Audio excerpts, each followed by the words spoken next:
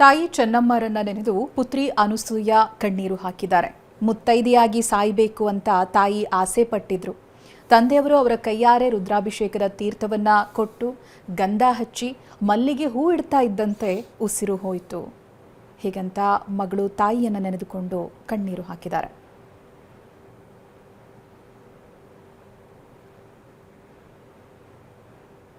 ಅನುಸೂಯ ಅವರು ಮಾತನಾಡಿದ್ದಾರೆ, ಬನ್ನಿ ನೋಡೋಣ. ಈಗಾಗಲೇ ನಮ್ಮ ಜೊತೆ ಮಾತಾಡಲಿಕ್ಕೆ ದೇವೇಗೌಡರ ಪುತ್ರಿ ಅಂತ ಅನ್ಸೂಯ ಅವರಿದ್ದಾರೆ. ಬನ್ನಿ ನೇರವಾಗಿ ಅವ್ರನ್ನ ಮಾತಾಡಿಸ್ತಾ ಹೋಗ್ತೀನಿ. ನಿಮ್ಮ ಕುಟುಂಬದ ಒಂದು ಶಕ್ತಿ ಕೊಂಡಿನೇ ಕಳಿಸ್ದಂಗೆ ಆಗಿದೆ. ಅವರು ನಮಗೆ ಈಗ ದೈಹಿಕವಾಗಿ ನಮ್ಮಲ್ಲಿ ಇಲ್ಲದೆ ಇರ್ಬೋದು, ಆದರೆ ಅವ್ರು ನಮ್ಮೆಲ್ಲರಿಗೂ ಅವರ ಶಕ್ತಿನ ಹಂಚಿ ಹೋಗಿದ್ದಾರೆ ಅಂತ ಹೇಳೋಕ್ಕೆ ಇಷ್ಟಪಡ್ತೀನಿ. ನನಗೆ ಮನಸ್ಸಿಗಾದ ಅನುಭವನ ಹಂಚ್ಕೊಳ್ಳೋಕ್ಕೆ ಇಷ್ಟಪಡ್ತೀನಿ. ಯಾವುದೇ ಹೆಣ್ಮಗಳಾದ್ರೂ ಒಂದು ಮುತ್ತೈದೆಯಾಗಿ ಹೋಗಬೇಕು ಅನ್ನೋದು ಇಷ್ಟಪಡ್ತಾರೆ. ಅದು ನನ್ನ ತಾಯಿಗೆ ಸಿಕ್ಕಿದೆ. ಅವ್ರು ICUನಲ್ಲಿದ್ದರೂ ಸಹ ನಮ್ಮ ತಂದೆಯವರು ಬೆಳಗ್ಗೆ ಶಿವನಿಗೆ ಒಂದು ರುದ್ರಾಭಿಷೇಕ ಮಾಡಿ ಆ ದೇವ್ರದ್ದು ಮಲ್ಲಿಗೆ ಹೂವು, ಆಮೇಲೆ ರುದ್ರಾಭಿಷೇಕದ ತೀರ್ಥ ಮತ್ತು ಗಂಧ ಮೂರನ್ನು ತಮ್ಮ ಕೈಯಾರ ತಾಯಿಗೆ ಇಟ್ಬಿಟ್ಟು ಕ್ಷಣದಲ್ಲಿ ಎಲ್ಲ ಪ್ಯಾರಾಮೀಟರ್ಸೂ ಸರಿಯಾದ ರೀತಿಲಿರುವಾಗ, ಅದರಲ್ಲಿ ಏರುಪೇರೇ ಇಲ್ಲ, ಒಬ್ಬ ನಾರ್ಮಲ್ ಮನುಷ್ಯನಿಗೆ ಏನು ಇರಬೇಕಿತ್ತು ಆ ರೀತಿ ಪ್ಯಾರಾಮೀಟ್ರ್ ಇರೋಂಥ ಸಮಯದಲ್ಲಿ ಆ ತಾಯಿ ಜೀವ 2 ಕ್ಷಣ ಅವರು ಇಟ್ಟ ಗಳಿಗೆಯಲ್ಲಿ ಹೋಗುತ್ತೆ ಅಂದರೆ ಅಂಥ ಸಾವು ಯಾರಿಗೂ ಸಿಗಲ್ಲ. ಅಂಥದ್ದನ್ನು ಭಗವಂತ ನನ್ನ ತಾಯಿ ಕೊಟ್ಟಿದ್ದಾನೆ. ಅದಕ್ಕೆ ಕಾರಣ ಇಷ್ಟು ಚಿಕ್ಕ ವಯಸ್ಸಿಂದ ಅವ್ರು ಮಾಡ್ಕೊಂಬಂದಿದ್ದಂಥ ಪೂಜೆ ಅದೊಂದೇ ಅಲ್ಲ, ಜನಗಳ ಸೇವೆ ನಿಸ್ವಾರ್ಥವಾಗಿ ಮಾಡ್ಕೊಂಬಂದರು. ನಿಜ ಹೇಳಬೇಕು ಅಂದರೆ ನಾವು ತುಂಬ ಭಾಗ್ಯವಂತರು, ತುಂಬ ಪುಣ್ಯವಂತರು ಅಂತ ತಂದೆ ತಾಯಿ ಪಡೆಯೋಕ್ಕೆ ಅಂತ ಹೇಳೋಕ್ಕೆ ಇಷ್ಟಪಡ್ತೀನಿ.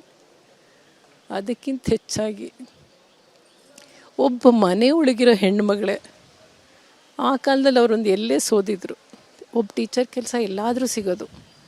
ನಮ್ಮ ತಂದೆ ಅವಾಗವಾಗ ತಮಾಷೆ ಮಾಡೋರು, ನೀನು ಟೀಚರಾಗಿ ಹೋಗಿದ್ರೆ ಒಂದು ಒಳ್ಳೆ ಕೆಲಸದಲ್ಲಿ ಇರ್ತಿದ್ದೆ, ಚೆನ್ನಾಗಿ ಪಾಠ ಹೇಳ್ಕೊಡುವೆ ಅಂತ. ಅವರು ಮನೆಯಿಂದ ಹೊರಗೆ ಬಂದು ಪಾಠ ಮಾಡದೇ ಇದ್ರು ಮನೆ ಒಳಗೆ ನಮಗೆಲ್ರಿಗೂ ಜೊತೆಗೆ ಮನೆಗೆ ಬಂದಂಥ ಜನಕ್ಕೂ ಒಂದು ಹೇಗೆ ಬದುಕು ನಡೆಸಬೇಕು ಅನ್ನೋದನ್ನು ಕಲಿಸ್ಕೊಟ್ಟು ಹೋಗಿದ್ದಾರೆ. ಇಂಥ ದೊಡ್ಡ ಉದಾಹರಣೆ ಸದ್ಯದಕ್ಕೆ ಸಮಾಜಕ್ಕೆ ಬೇಕಾಗಿದೆ. ಮುತ್ತೈದೆ ಸಾವಿಗೋಸ್ಕರನೇ ಅವರು ಅಷ್ಟು ಹಿಡ್ಕೊಂಡಿದ್ರೆ, ಹಾಗಾದ್ರೆ ದೊಡ್ಡವರು ಕೂಡ ತಡವಾಗಿ ಬಂದರು ನಿನ್ನೆ ಆಸ್ಪತ್ರೆ ಬಳಿ. ಖಂಡಿತವಾಗಿಯೂ ಅವ್ರಿಗದೊಂದು ಆಸೆ ಇತ್ತು. ನಮ್ಮ ತಂದೆ ಯಾವಾಗಲೂ ಹೊರಗಡೆನೇ ಹೋಗೋದು ಜಾಸ್ತಿ ಇತ್ತಲ್ಲ, ನನ್ನ ಪ್ರಾಣ ಅವ್ರ ಎದುರಿಗೆ ಹೋಗಬೇಕು, ಅವ್ರು ಇರೋವಾಗ ಅನ್ನೋದೊಂದಿತ್ತು. ಅದನ್ನು ಭಗವಂತ ನೆರವೇರಿಸ್ಕೊಟ್ಟಿದ್ದಾನೆ ಅನಿಸುತ್ತೆ. ಇದು ಹೆಚ್ಚು ಕಡಿಮೆ ಅವರ ಯಾವ ಥರ ಇಚ್ಛೆ ಪಟ್ಟಿದ್ರೋ ಆ ಥರ ಆಗಿದೆ.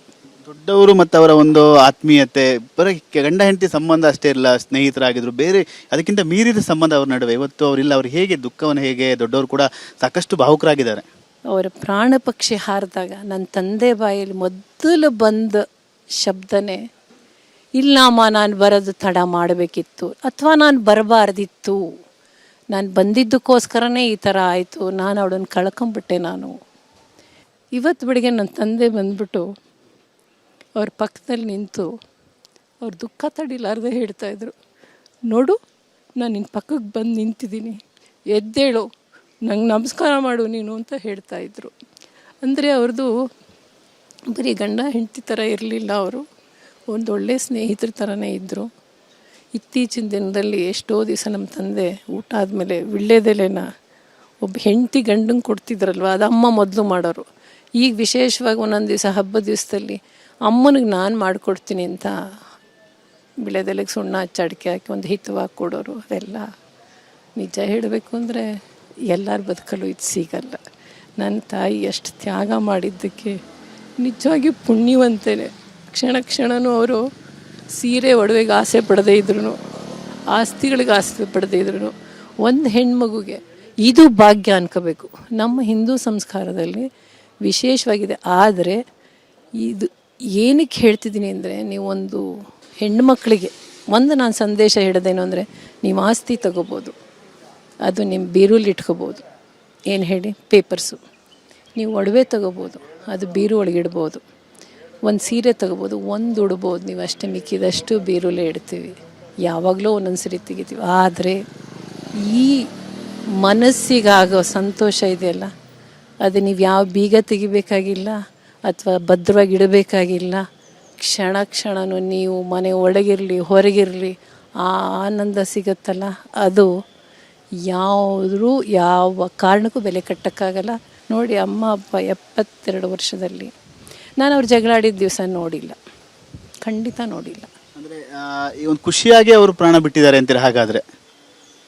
ಖಂಡಿತವಾಗಿಯೂ ನನ್ನ ತಂದೆನೂ ಹೇಳೋರು, ನನಗಿಂತ ಮುಂಚೆ ನೀನು ಹೋಗು, ನಾನು ಆಮೇಲೆ ಬರ್ತೀನಿ ಅಂತಲೇ ನಮ್ಮ ಅಪ್ಪನೂ ಹೇಳ್ತಿದ್ರು. ಆದರೆ ಈಗಾಗಿರೋದನ್ನು ಅವ್ರಿಗೆ ಮಾನಸಿಕವಾಗಿ ತಡೆಯೋಕ್ಕಾಗ್ತಾ ಇಲ್ಲ. ಅವರು ಬೆಳಗ್ಗೆ ಅವ್ರ ಮನಸ್ಸಿನ ನೋವನ್ನು ನಮಸ್ಕಾರದ ಜೊತೆಗೆ ನನ್ನ ಬಿಟ್ಟು ಹೋಗಬೇಡ, ನಾನು ನಿನ್ನ ಜೊತೆ ಕರ್ಕೊಂಡು ಹೋಗು ಅನ್ನೋ ಮಟ್ಟಕ್ಕಾಗಿದ್ದಾರೆ. ಅಂತ ಅಮ್ಮ ಇಲ್ಲ ಅಂತ ಗೊತ್ತಾದ ಕ್ಷಣ ನಿನ್ನೆ ಹೇಗಾಯಿತು? ಅದಕ್ಕೆ ಪದಗಳೇ ಇಲ್ಲ ಬಿಡಿ, ಖಂಡಿತ ಪದ ಇಲ್ಲ. ಯಾವ ಶಬ್ದದಲ್ಲೂ ಹೇಳೋಕ್ಕೆ ಸಾಧ್ಯನೇ ಇಲ್ಲ ಅದನ್ನು. ಅದು ಅನುಭವಿಸೋರಿಗೆ ಗೊತ್ತದ್ರದ್ದು ನೋವೇನು ಅಂಥೇಳಿ. ಇದಿಷ್ಟು ಅನಸೂಯ ಅವರ ಮಾತು. ನಿನ್ನೆ ಆದಂಥ ವಿಚಾರ ಎಲ್ಲವನ್ನು ಕೂಡ TV9 ಬಳಿ ಹಂಚಿಕೊಂಡಿರುವಂಥ ಕ್ಯಾಮ್ರಾಮನ್ ಸೈಯದ್ ಜೊತೆ ಸುನಿಲ್, TV9 ಬೆಂಗಳೂರು.